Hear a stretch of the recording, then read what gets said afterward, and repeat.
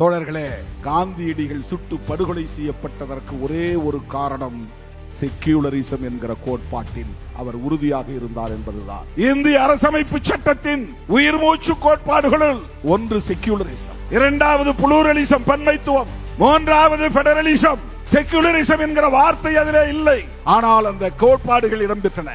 இந்த சூழலில் தான் காங்கிரசோடு இன்றைக்கு நாம் ஏன் நிற்கிறோம் என்பதற்கு உரிய காரணம் இருக்கிறது. காங்கிரசோடு நமக்கு முரண்பாடுகள் இருக்கலாம், காந்தியடிகளோடு முரண்பாடுகள் இருக்கலாம், ஆனால் இந்த தேசத்தின் உயிர் மூச்சு கோட்பாடாக இருக்கிற செக்குலரிசத்தை பாதுகாப்பதில் நேரு காட்டிய அக்கறை, காந்தியடிகள் காட்டிய அக்கறை, அதை தொடர்ந்து இந்திரா காந்தி அம்மையார் காட்டிய அக்கறை. இப்படி ஒரு கும்பல் எதிர்காலத்தில் வரும். அவர்கள் ஆட்சி அதிகாரத்திற்கு வருவார்கள். இவர்கள் இந்த அரசமைப்பு சட்டத்தை மதிக்க மாட்டார்கள், தூக்கி எறிந்து விடுவார்கள் என்ற நிலையை உணர்ந்து 76 ஒரு திருத்தம் கொண்டு வந்து செக்யூலர் சோசலிஸ்ட் என்கிற இரட்டை சொற்களை அரசமைப்பு சட்டத்தின் முகப்புறையிலே இணைத்தவர் இந்திரா காந்தி அம்மையார். இல்லாமல் இருந்த சொல்லை செக்யூலரிசம், இல்லாமல் இருந்த இன்னொரு சொல்லை சோசலிசம். இந்த இரண்டும் பிஜேபிக்கு பிடிக்காது, பாசிஸ்டுகளுக்கு பிடிக்காத வார்த்தைகள், பாசிச கும்பலுக்கு பிடிக்காத சொற்கள்.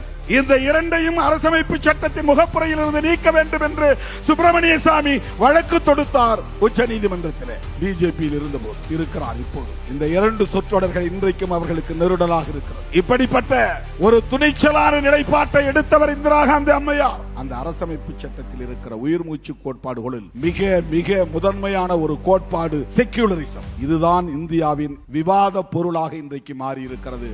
ஒரு கும்பல் செக்யூலரிசத்திற்கு எதிரானது, இன்னொரு அணி செக்யூலரிசத்திற்கு ஆதரவான அணி.